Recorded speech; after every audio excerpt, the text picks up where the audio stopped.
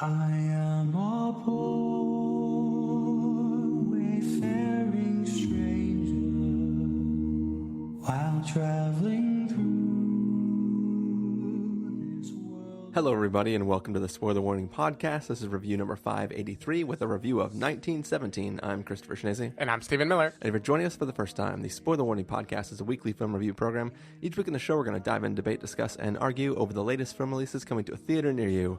This week, we are talking about a film that'll be out in a few, I guess now it's like we're basically the end of the year, so this will be out in about a week, 2 weeks. Yeah, I think Christmas. So yeah, in like depending on your editing speed, it'll be out in like a week or 2 weeks. Yeah. So this is coming out soon. We were lucky enough to see 1917 at an early screening here in the Bay Area for like a special SF film screening.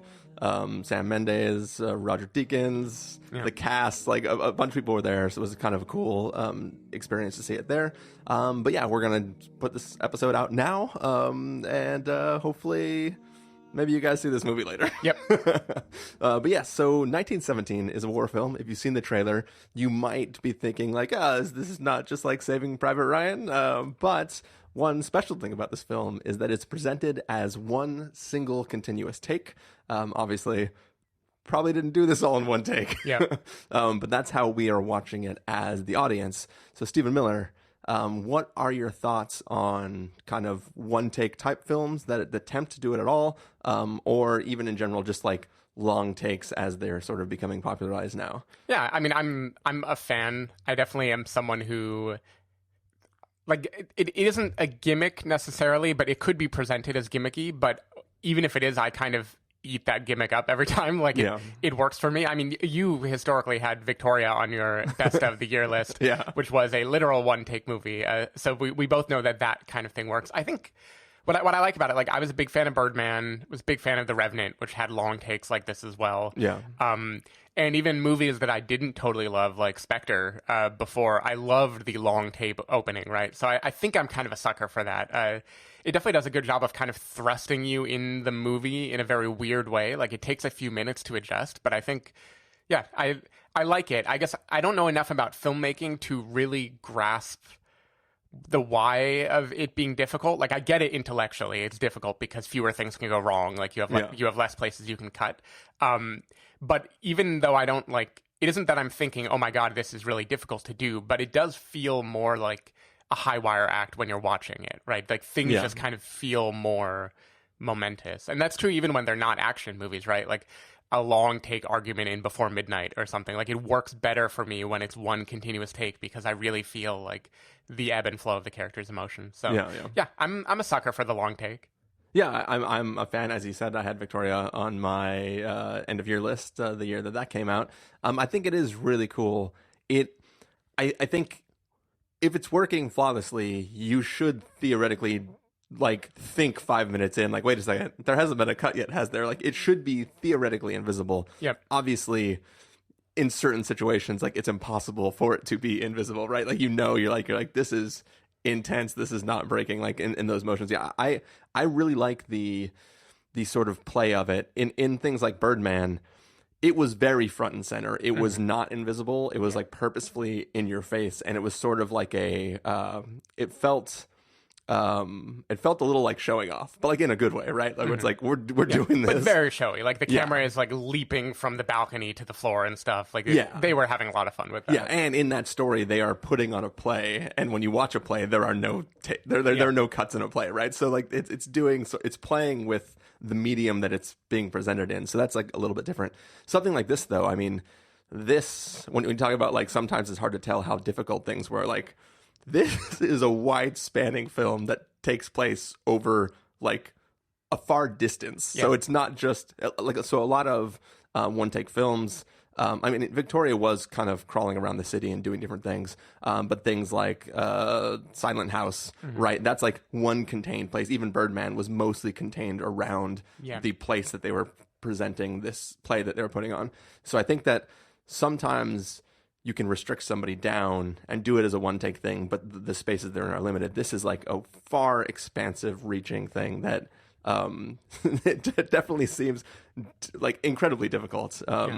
in the Q&A that we saw, we heard about some of the scenes which don't feel difficult, which were incredibly difficult, with like sets that are coming apart and moving just so that a camera can pan in a certain I have to way. wonder how much editing is done in post, in that like there are probably like wires and people and stuff that they need to erase afterwards, right? Like as it spins 360. Yeah, like the whole time I was watching this movie, I was like, I need the Blu-ray of this right now, and it better have like 50 hours of behind the scenes stuff because I want to see everything. A real-time documentary of them making the movie. Yeah, like I had sent you a clip of sort of some of the camera stuff they were doing with the film when I first heard that this is going to be single take film. And I think honestly that was when I got the most excited to see it, because before I was like, one movie around Christmas time could be cool, and then when I heard it was one take, I was like, I am so in, this better be great. Yeah. But yeah, so should we get into it? Sure. All right, we're going to take a listen to the trailer for 1917, and then we're going to come back and give you guys a review. In your own time, gentlemen. Must be something big if the General's here. You have a brother in the 2nd Battalion. Yes, sir. They're walking into a trap. Your orders are to deliver a message calling off tomorrow morning's attack. If you fail, it will be a massacre. We've got orders to cross here. That is the German front line. Hold fast! If we're not clever about this, no one will get to your brother. I will.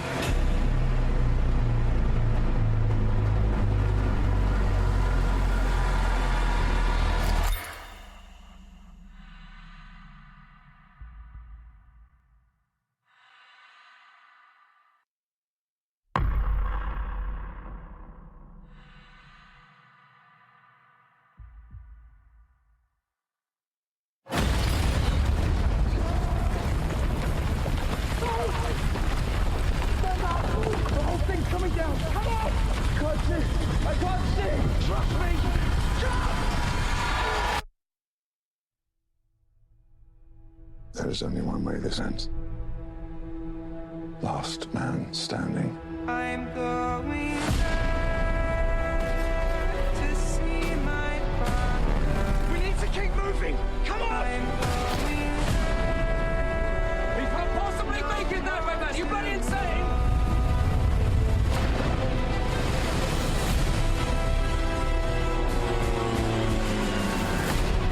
Why in God's name did you have to choose me? Stay, please. If you don't get there in time, we will lose 1,600 men. Your brother among them. Good luck.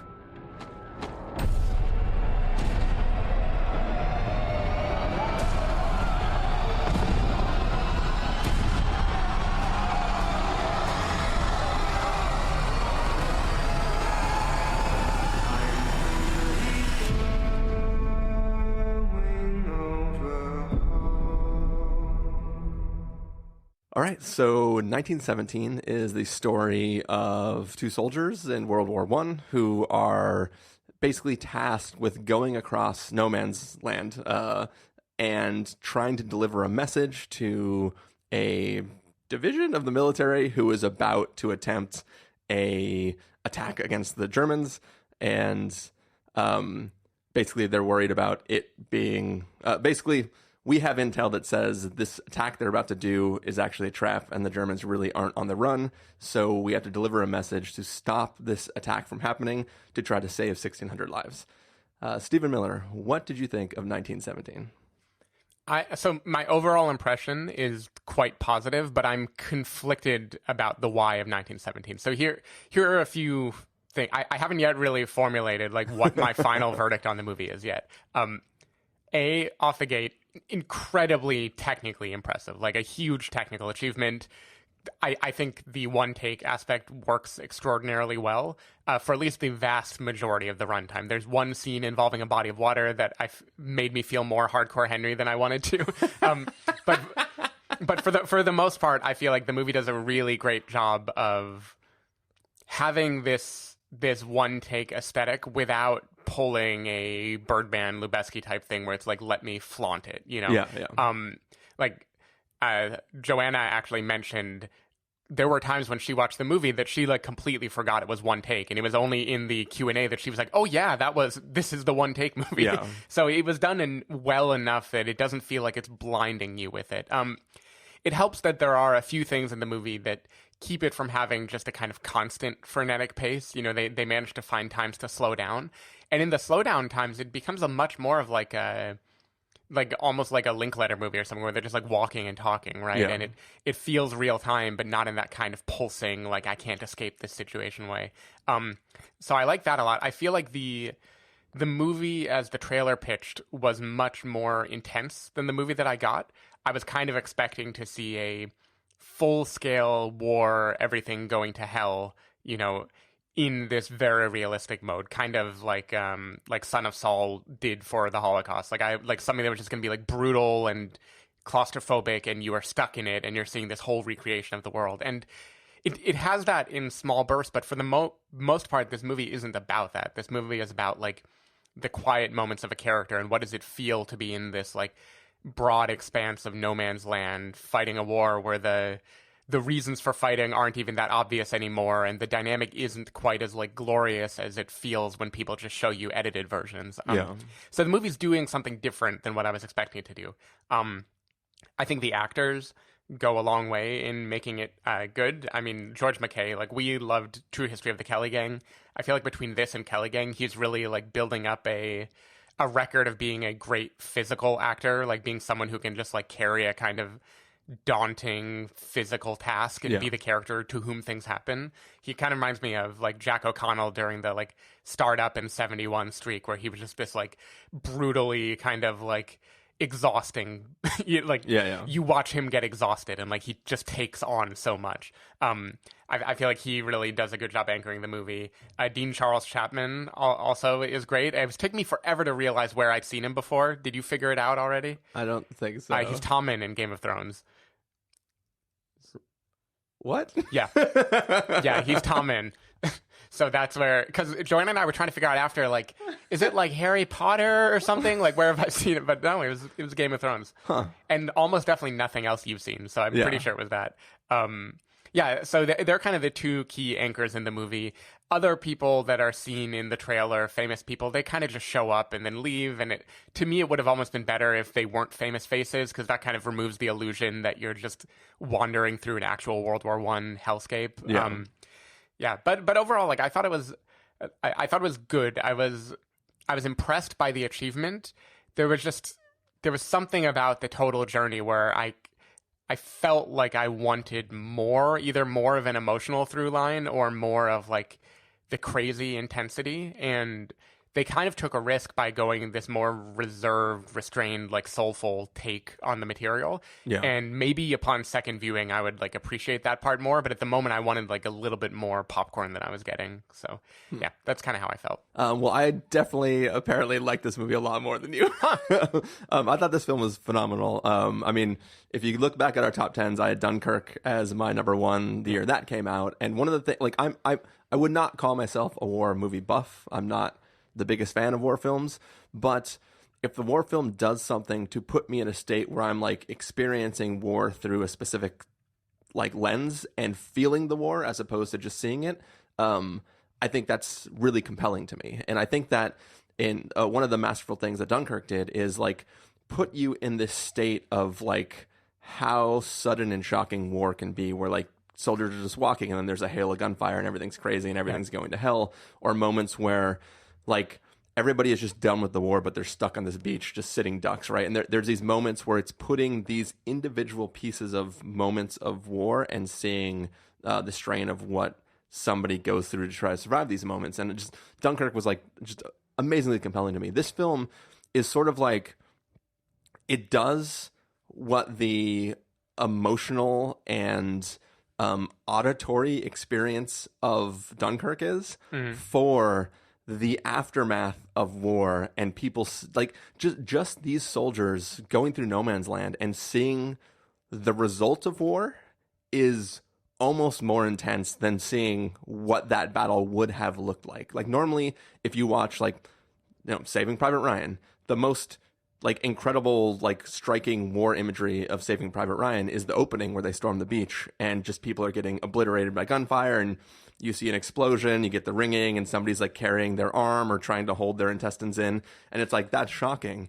But when you see just the ground obliterated and just bodies laying everywhere, or bodies that have been soaking in a river for a long time and just floating there, and seeing this like aftermath and watching these soldiers go from like resting to alone on this obliterated battlefield where they don't know what's going to be coming next, just was it was not shocking, but it was a very almost beautiful, like the set designer in this should win all of the awards. Oh yeah, like, and I believe this movie deserves all the technical awards it can get.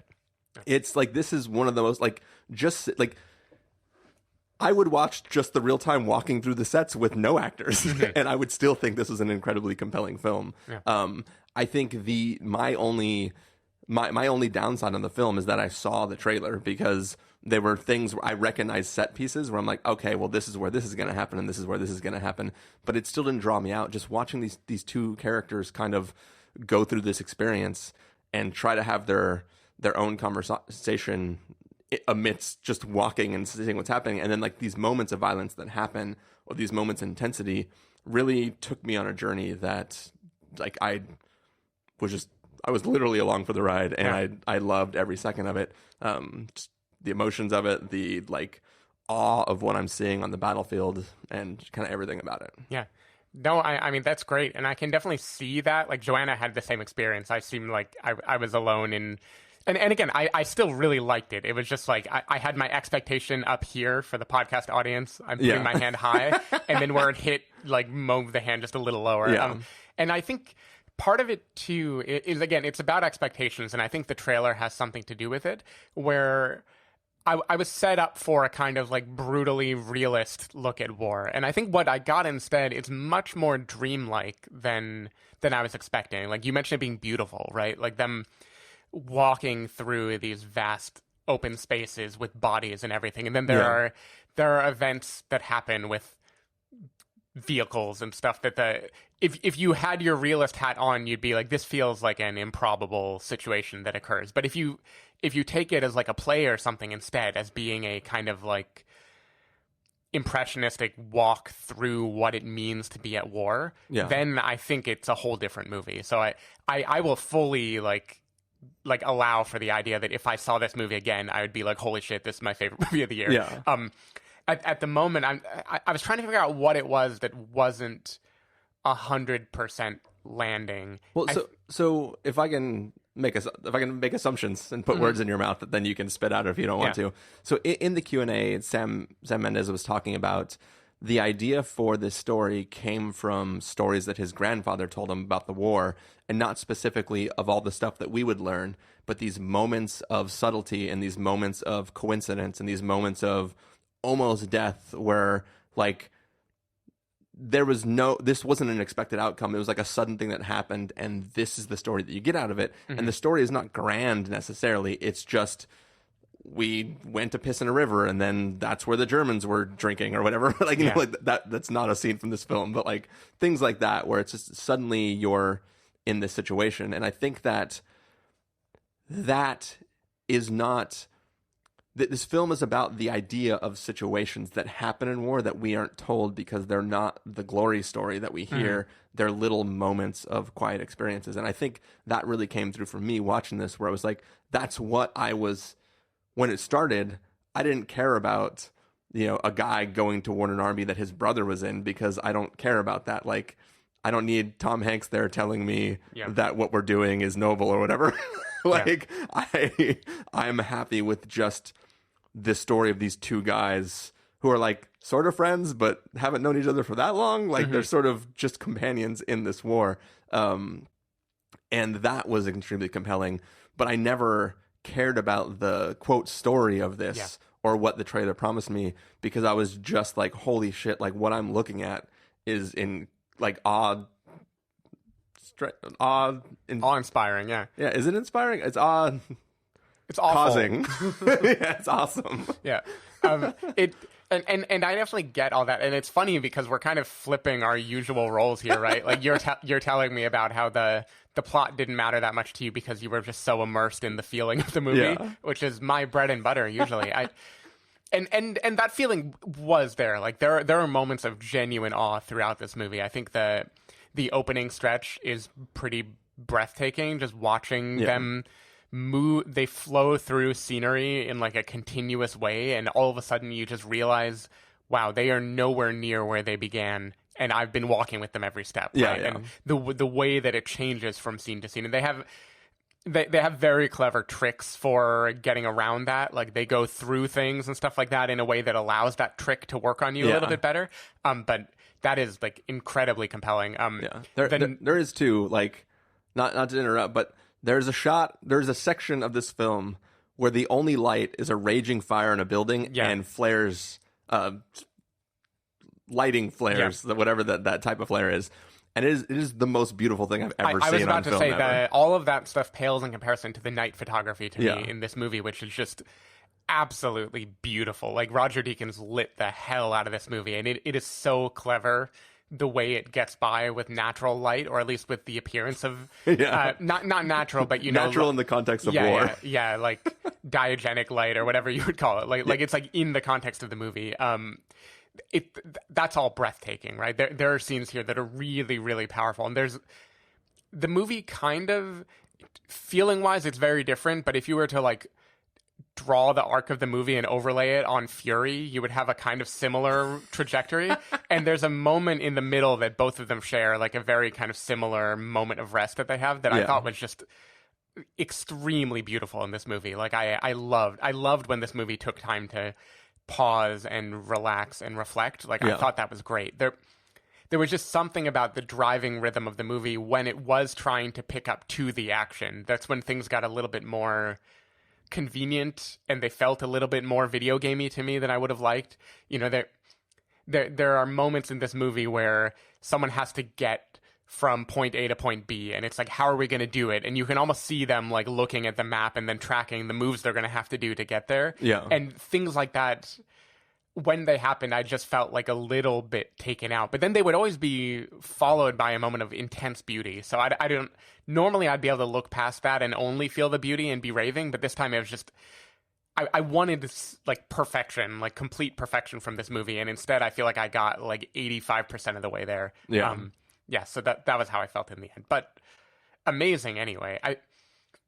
So I mentioned The Revenant before, and I think that's like an interesting comparison here because it was funny. They never mentioned that in the Q&A when they were talking about long take movies. And I think it's because, among other things, that is another long take movie where the scenery changes a lot and it is very vast and expansive. And maybe they didn't want to acknowledge that those movies exist. So I do think that if you do compare those, one of the things that they were talking about in the Q&A is that their goal was not to treat the continuous camera as though it were a cuttable camera. Right. Don't bounce back and forth between people in conversation. The camera should always be on a steady cam, and it should always be like moving through the scene as though it can observe everything, not changing point of view. And Revenant is the opposite of that. Revenant is very POV. Yeah, Revenant, there's a lot of scenes where, like, that was one of the things I complained about in it, is, like, there were scenes where, like, you could feel it doing, like, whip pans so that it could cut there, or, like, somebody throws a thing in the sky and it looks up and follows the body down. And there's, like, a bunch of things where it was, like, too stylistic and not naturalistic. And I think that, I don't know if they were, like, subtly trying to pretend that doesn't exist, or if it was, like, they didn't want to call that out as being the thing they were trying to not do. Yeah. So because that does make an interesting comparison, and I think the benefit of the overstyled POV way of shooting is you get a much more kind of the emotions are more intense and intimate, like because you can suddenly be in Leo's point of view, right, and you can be just 100% focused on how he's feeling in the moment. Yeah, and I think there's an exhaustion to watching The Revenant, this feeling that like you have survived something and come out the other side, that this movie is not trying to do. This movie is trying to be more like a walk through memory and portraying this is the experience of a day in the life in this place, but it isn't the same kind of like intense journey that you feel like you survived by watching. Yeah. And those are just the differences to me. And so I think maybe if I like were to rewatch this movie with my expectations tuned in the right direction, I would get more out of it than I did. Yeah, I think too. For me, I think that there are different journeys that I go on through this film, where at the first it's just the shock of what I'm seeing from the environment that they're in.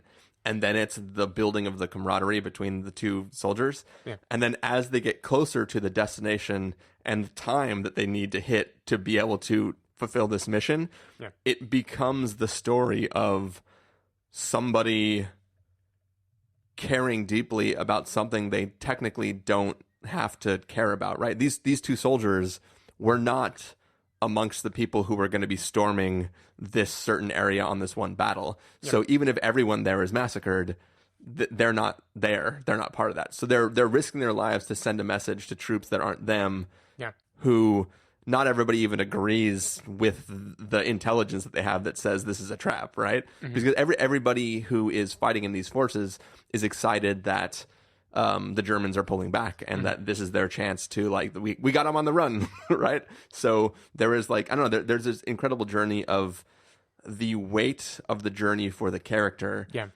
versus the overall war and the journey that we're going on as an audience. And it becomes more and more heavy as they approach the time in which this battle that he's trying to avoid is supposed to happen. Yeah. So there's I don't know, there's something very, like, the weight shifts from being a view as a whole of the battlefield to a view as the whole of this soldier. Yep. And seeing their desperation in trying to accomplish this one thing becomes this, like, glory type of story, as opposed to these soldiers doing a thing they don't even want to do. Yeah. I mean, it becomes about it's about the small moments. And I think what separates World War I from other wars that movies have fixated on is, at least in the, like, US centric version, and I understand Europeans kind of, like, scoff when I even mentioned the US being in World War I because it was such a small part of our life compared to in mainland Europe. Yeah. But one thing that defined that war is it was just kind of a brutal deadlock, right? It was the trench warfare for years and years and years, and it wasn't set about by some grand theme of we need to protect this. It was set about by a chain reaction of, like, different allegiances forcing this thing to happen that nobody really wants to happen. And I think what that brings with it is a kind of feeling of meaninglessness in, like, whatever I do is just going to be a drop in the bucket in this thing that doesn't move, right? Like, they talk in this movie about how they've been fighting over a few inches for years, right? And there's that just feeling of, like, why is any of this happening? And I think the journey that the main characters go on here, to them, it is a pivotal mission that has, like, a human connection. Like, there's an emotional reason that they need to solve it. And to them, this is life or death. This is everything. But then in the context of the broader war, it's like this drop in the bucket. Like, it's one communication among thousands probably that happen, weekly. Yeah. And I think that's it's interesting that it manages to show both sides of that, because I don't want to spoil the ending, but as the events approach and those scales start to tip, it's interesting to think about, like, what is the real effect of this message, and what would other people say about, like, the heroics of it? Would anyone even know or understand? It becomes so much more about the intimate mission of one person doing their job. Yeah. And then the end, right? Well, that's another day. Time for day 2. Yeah.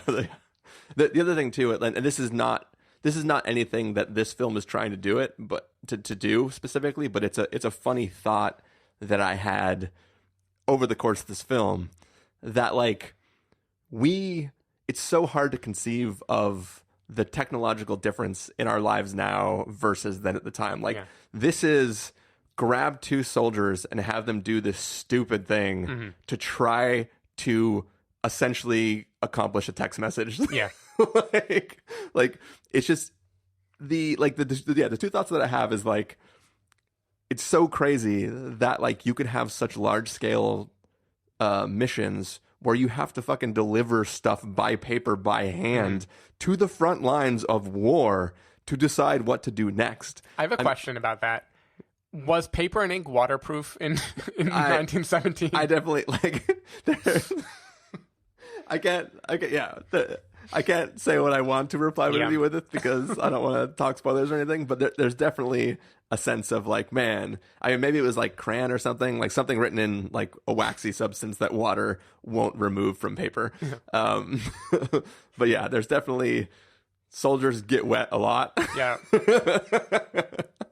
So some extremely. Yeah. But yeah, anyways, so yeah, the one thing is like communications over great distance. And the second thing is like how, like every once in a while you'll hear stories in the news about like friendly fire incidents and stuff like that. Or there'll be movies where there's like tribunal things talking about like friendly fire amongst soldiers. And it's like, back then, how was there not just friendly fire constantly? Yeah. Like, the only way you know who the bad guy is because they're in front of you. Yeah, and there's a great scene in No Man's Land and kind of when it's getting a little darker that really hammers that home. That feeling of, like, having no idea whether the person approaching you is a friend or foe. Yeah. Which is mind-boggling to think about. There's times where, like, in this story where we're following these two characters and somebody's like, I'll check the front and you check the back. And I was like, no, like, don't do that. Yeah. Go the same way. Like, don't try to be at opposite sides of something that you're scared there might be enemies in there because how are you not going to shoot each other? Like, it just seems so crazy. Like, it's one thing if you're like, you know, like colonial times and like the British are wearing bright red uniforms, right? Like, sure, like we're all in rags and they're all in like bright red uniforms. I know who I'm supposed to shoot, but like, but it just seems crazy at a time where it's like everyone's just covered in mud, don't know what's going on. There aren't street lights everywhere. So yeah, like I think that the thing that I have to ask too is like, in that moment when you're in no man's land and I'm a German soldier and I see someone who may be another German or may be one of the Allied forces, what is compelling me to want to shoot? Because it isn't that I feel in danger. Is it that the duty of war is like so overwhelming that like you will do this even when you have no idea what threat is posed, when no one has to know that you did or didn't go for it? Like it's interesting to think about like what drives the individuals to behave when they're not in a group on the front line anymore. Yeah. Yeah. I mean, I assume there's lots of people that just ran the other direction. Yeah. Like whenever there's things to storm. But yeah, I don't know. I just found so much of this film compelling on so many different levels that there's just so much to enjoy in it. Yep. I really want to. I never caught the Peter Jackson documentary, They Shall Not Grow Old. I really want to watch that in comparison to this movie because that's another like World War I suddenly being made very like beautiful and visual. Yeah. I feel like that would be really interesting. Yeah, definitely worth a watch. I haven't seen it either, so I'll have to give it a look. Yep. But we know it's not in one take, so I know. Yeah, should we get to verdicts, Steven? Sure. All right, Stephen Miller. If you were going to give us a must see, a recommend with a caveat, wait for rental, pass with a caveat, or a must avoid, what would you give it? Just to register that I had things I would have liked more of, I'm going to give it a strong recommend with a caveat. I mean, this is a amazing technical achievement. It looks beautiful. The set design is amazing. The fact that they pulled it off is crazy. The caveat is I think this is straddling the line of being a few different types of war movies, and I never quite clicked into which one it was. So if you are expecting a Dunkirk, a ticking clock that will just grow more and more intense until the moment of conversion, this is not going to satisfy that itch. Sam Mendes is doing a very different thing with this movie. I think that's super admirable. It just, you should know going in that this might not be the nonstop thrill ride that the trailer, when the camera zooms out and George McKay is running through the numbers 1917, like, know that is not the tone of the majority of the movie. Yeah. And I will say though, like I kind of said this earlier, I do feel like this film is, when the clock stops ticking at Dunkirk, this is the film that we're watching, right? Yeah. Like it feels like it's the opposite end of that coin, and I think I love it for what it's doing opposite of Dunkirk. It feels like a good companion in, like, they both build this sense of dread, but in a different way. Dunkirk is we know the powder keg is about to go off, and we're just wondering when it does. Yep. And 1917 is it's done, gone off, and we are traveling through the remnants, not revenants, but the remnants of that battlefield. But I'm going to give it a must-see. I thought it was fantastic. And everyone should see it this Christmas because it's a good, cheery Christmas movie. Definitely. So, yeah, Stephen Miller. If people want to find you throughout the week, where can they do that? People can deliver parchment to twitter.com/sdavidmiller or sdavidmiller.com. People can find me at ChristopherInRealLife.com or twitter.com/ChristopherIRL. You can find the podcast over at thespoilerwarning.com, where you can get a bunch of the back episodes of the show. If you want to subscribe to the show, you can do so on Overcast, Stitcher, Apple Podcasts, or wherever podcasts are found. If you want to know when the episodes go live, you can follow us at twitter.com/spoilerwarning, facebook.com/thespoilerwarning, or instagram.com/thespoilerwarning. If you want to get a hold of us directly, you can send an email to fans@thespoilerwarning.com, or you can use the contact form on our site. Music for this episode will come from the soundtrack to 1917, which is the film that we just reviewed. So yeah, that is this review. We're going to take off. We're going to have some more reviews of some things coming in the feeds. And then in a few weeks, we're going to have, after we get back from our Christmas vacation, we're going to do our big year-end recap. So stay tuned for figuring out what we thought of 2019 in the year of films. Well, I guess we're not going to try to squeeze a decade in there, too. That might be too much to push for. We'll see. That one, at least, we'll do the normal recap, and then we'll see how we're feeling. Maybe decade banter at the beginning or the end. I mean, I still, like, we've been doing the podcast long enough. I made a joke the other day when somebody asked us if we were going to do the decade episode. I was like, we could just take our number one from the last several years. But we weren't doing recaps. Well, it'd be fun to every revisit year. how we feel about our number one from the last decade. That is true. Yeah. But yeah, I mean, that would be interesting. It was like sort of a bracket system where it's like we can only do things we have actually ranked. But then, yeah, like I said, we weren't doing the year-end recap episodes officially. No, we were way back. Were we? Yeah, we were since like 2008, I think, 2009. Okay. I feel like we were doing them the whole time. Okay. Yeah, I think so. Maybe 2011 was the first one. We definitely have been doing it for a while. That's true. Oh, because even before I was Skyping in, I would still go to your place and do the year-end episodes. Yeah, so it was top fives, I think, originally to start, and then we bumped it up to top 10s, and then around 2015, I think I pushed for top 10. Also, I'm like confusing when I transferred everything into Squarespace and how I named the episodes with what we actually did over time. So there are definitely, it would be interesting just to go back, even if not like resurface those episodes completely, at least have like a list of the years of the top whatevers. We were definitely doing it since at least 2009, because I remember Inglourious Basterds being your number one. Yeah. Another war movie. I remember The Dark Knight too. There were a lot, Yeah. We've been doing this a long time. It all bleeds together now. But yeah, thank you everybody for listening, and we'll see you in the next episode. Bye. And the next year. Oh yeah. The next decade. Over Jordan,